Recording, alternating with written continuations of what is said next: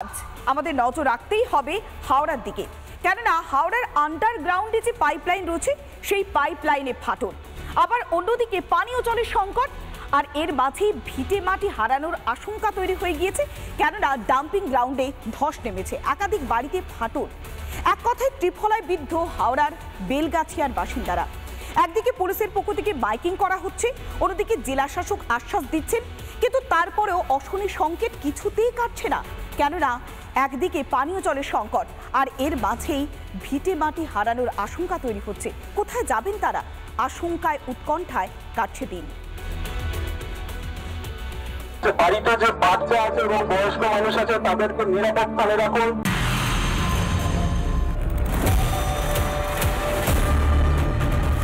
হাওড়ার বেলগাছিয়া গত পরশু দিনকে জলের পাইপ লাইন ফেটে যায় এবং সেই ফেটে যাওয়ার ফলেতে এই যে বেলগাছিয়া ভাগাড়, আমার ক্যামেরা পার্সনকে দেখাতে বলবো, এই যে বেলগাছিয়া যে ভাগাড় রয়েছে, ভাগাড়ের এক পোর্শন পুরো ধস নামে। बोला हम लोग का बिल्डिंग बोल रहा है भसक गया है, सबका यहाँ छोटा छोटा बच्चा लोग के। আন্ডারগ্রাউন্ড পাইপলাইনে ফাটলের পর এবার ধস। দেখতে পাচ্ছ যে এই যে ডাম্পিং গ্রাউন্ডে সেই জায়গা একেবারে ফাটল দেখা দিয়েছে। এই যে ধস পুরোপুরি দেখা যাচ্ছে যে এই যে ডাম্পিং স্টেশন, এই ডাম্পিং স্টেশন থেকে এই পুরোপুরি ভাবে ধস নেমেছে। প্রচুর বাড়ি ইতিমধ্যে কিন্তু ভেঙে গেছে।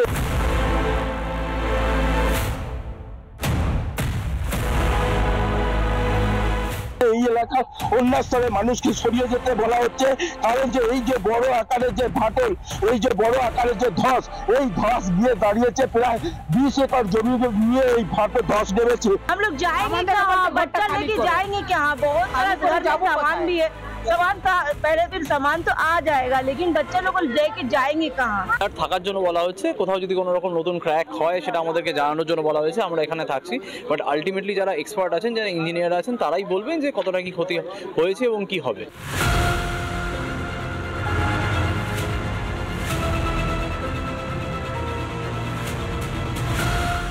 এলাকার মানুষ জল পাচ্ছে না। ডিএসসি ম্যানেজমেন্টের টিম তারা এসেছেন, কর্পোরেশনের আধিকারিকরা, পুলিশের আধিকারিকরা, উচ্চপদস্থ কর্তারা তারা ঘটনাস্থলে রয়েছে। যা ইঞ্জিনিয়াররা বলবে তারপরে আমরা ডিসিশন নিতে পারবো।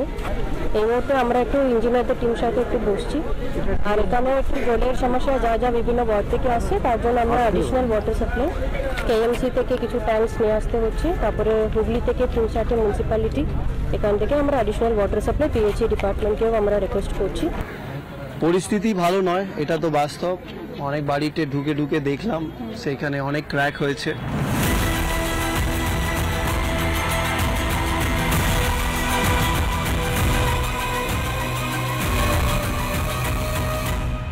হাওড়া থেকে প্রসেনজিৎ অধিকারী রিপোর্ট, রিপাবলিক বাংলা। পানীয় জল নেই, মাথার উপর ছাদ নেই, তারা যাবেন কোথায়? প্রশাসন আশ্বাস দিচ্ছেন বারবার, কিন্তু এর মাঝেই আশঙ্কা উৎকণ্ঠায় জেরবার বেলগাছিয়াবাসী।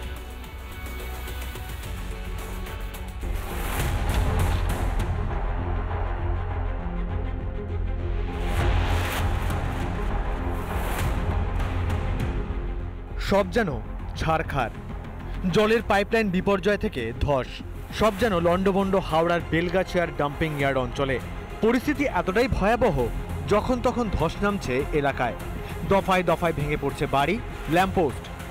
এই মুহূর্তে যে পরিস্থিতি, সব থেকে বড় প্রশ্ন হচ্ছে প্রাণ কি আদৌ বাঁচানো যাবে? পরবর্তীকালে কি এখানে বসবাসের যোগ্য জায়গা ভূমিকা পালন করবে? তার কারণ আপনাদেরকে ছবিটা দেখাই, এই প্রশ্ন আমরা করছি।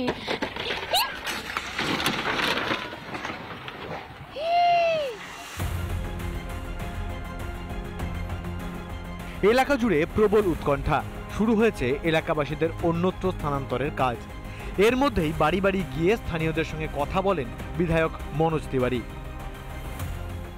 আপাতত যা পরিস্থিতি আছে এইখানেই প্রায়োরিটাইজ করে বিষয়টাকে দেখতে হবে, আর অবশ্যই ডিএম, আমাদের এইচএমসি কর্পোরেশন, কেএমডি সবার সঙ্গে বসে আলোচনা করতে হবে for next plan of action.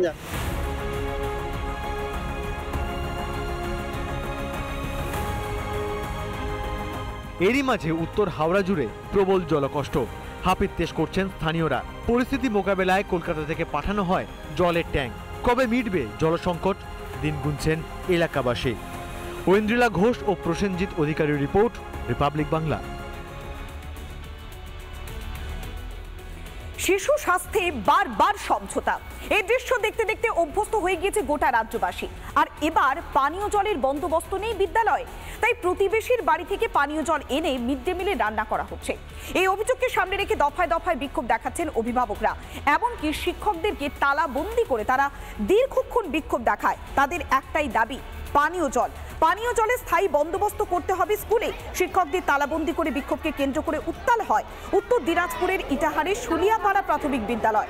শিক্ষকরা দীর্ঘক্ষণ অবরুদ্ধ হওয়ার খবরে তড়িঘড়ি ঘটনাস্থলে যায় পুলিশ।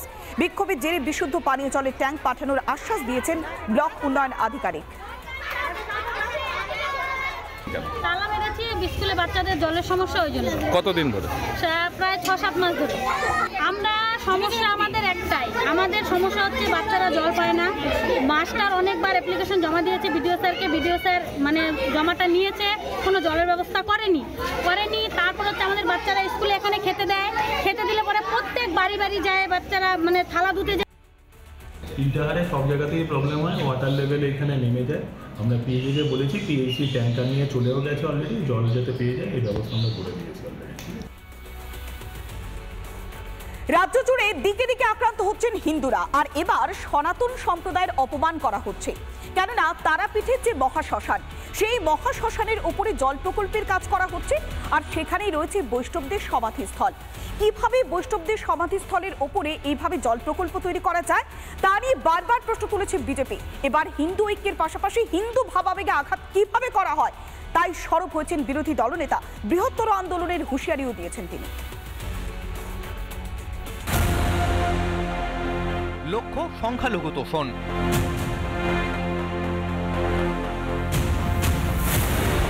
তাই রাজ্য জুড়ে ছলে বলে কৌশলে হিন্দুদের ভাবাবেগে আঘাতের চেষ্টা তৃণমূল সরকারের। তারাপীঠ মহাশ্মশানের জল শোধন করে দ্বারকা নদীতে ফেলা হবে, সেজন্য প্ল্যান্ট তৈরির কাজ চলছে। এই নির্মাণকে কেন্দ্র করে কার্যত একদিকে যেমন বিজেপি সরব হয়েছে, অন্যদিকে তৃণমূল কংগ্রেস বলছে উন্নয়নে বাধা দিচ্ছে।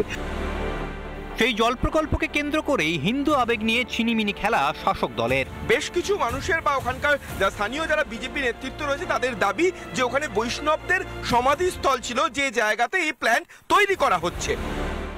দীর্ঘদিন ধরেই প্রতিবাদে সরব বিজেপি নেতৃত্ব। শুক্রবার রামপুরহাট এসডি অফিসের সামনে বিক্ষোভ দেখায় গেরুয়া শিবির।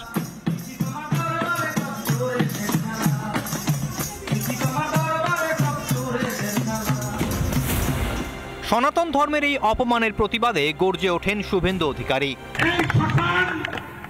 বৈষ্ণবদের সমাধিস্থল বাঁচানোর লড়াই চলবে।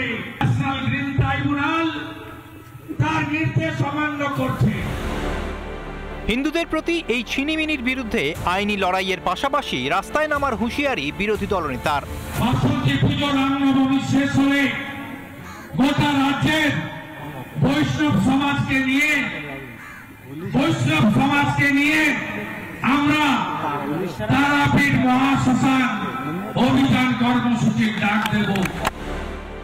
অন্যদিকে দোলের দিন সাঁইথিয়ায় আক্রান্ত হন সনাতনীরা। এদিন রামপুরহাট যাওয়ার পথে আক্রান্ত সনাতনীদের সঙ্গে সাক্ষাৎ করেন শুভেন্দু। কেন পুলিশ গিয়ে শুধু বেছে বেছে হিন্দুদের বাড়িতে আক্রমণ করে, যে হিন্দু মার খেয়েছে সেই হিন্দুকে গ্রেপ্তার করছে? দোল পূর্ণিমা তো আমাদের বছরে একদিন আছে, আনন্দ করতে দেবে না? আর টার্গেট বাগদিপাড়া, বাউরিপাড়া, দোলইপাড়া, তফসিলিরা টার্গেট। তৃণমূলের তোষণের রাজনীতির বিরুদ্ধে রাজ্য জুড়ে সুর চড়াচ্ছে হিন্দুরা। বিজেপির নেতৃত্বে হিন্দুরা একজোট হতেই কি সিঁদুরে মেঘ দেখছে ঘাসফুল শিবির? রিপাবলিক বাংলা। নানা ধরনের কন্টেন্ট দেখার জন্য লাইক করুন, শেয়ার করুন আমাদের ফেসবুক পেজ, সাবস্ক্রাইব করুন আমাদের ইউটিউব চ্যানেল। পাশাপাশি অন্যান্য ব্রেকিং নিউজের জন্য অবশ্যই চোখ রাখুন রিপাবলিক বাংলায়।